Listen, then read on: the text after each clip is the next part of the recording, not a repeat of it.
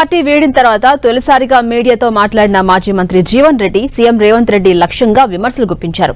గతంలో మార్పు రావాలి, కేసీఆర్ పోవాలి అని 10 ఏళ్ల తర్వాత మార్పు వస్తే ఇప్పుడు పరిస్థితి మారిందన్నారు జీవన్ రెడ్డి.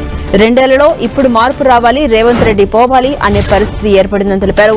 ప్రాణహిత నదీ జలాలను వినియోగించుకోకపోవడం, పునరుద్ధరించుకోకపోవడం రేవంత్ రెడ్డి నిర్లక్ష్య పాలనకు నిదర్శనమన్నారు. కాళేశ్వరం ప్రాజెక్టుపై కేంద్ర జలవనరుల శాఖ మంత్రి సిఆర్ పాటిల్ చేసిన వ్యాఖ్యలను జీవన్ రెడ్డి తప్పుపట్టారు. కాళేశ్వరం ప్రాజెక్టులో 1,00,000 కోట్లు కొట్టుకుపోయాయని అనడం ఆశ్చర్యంగా ఉందన్నారు. కాళేశ్వరం ప్రాజెక్టు ఉత్తర తెలంగాణకే కాదని యావత్ రాష్ట్రానికి ఆధారమన్నారు జీవన్ రెడ్డి. మార్పు రావాలి, కేసీఆర్ పోవాలనే నినాదంతో ముందుకు పోయిన ఇవాళ పరిస్థితి చూస్తుంటే మార్పు రావాలి, రేవంత్ రెడ్డి పోవాలని నినాదం వస్తుందని చెప్పంటారు. పరిస్థితి ఆనాటికి మార్పు చూడండి అటు మీరు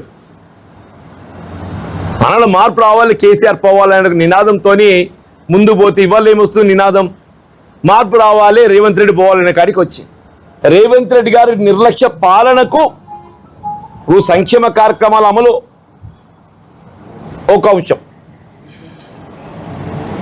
ప్రాజెక్టుల నిర్వహణ అనేది ప్రధానమంటున్నది. అటువంటి ప్రాజెక్టుల నిర్వహణకు సంబంధించి కేవలం ఉత్తర తెలంగాణకి పరిమితం కాకుండా యావత్ తెలంగాణకు జీవనాధారమైనటువంటి ఈ ప్రాణహిత నది జలాల వినియోగంలో ఏదైతుందో రాష్ట్ర ప్రభుత్వం దృష్టి కేంద్రీకరించలేకపోవటం.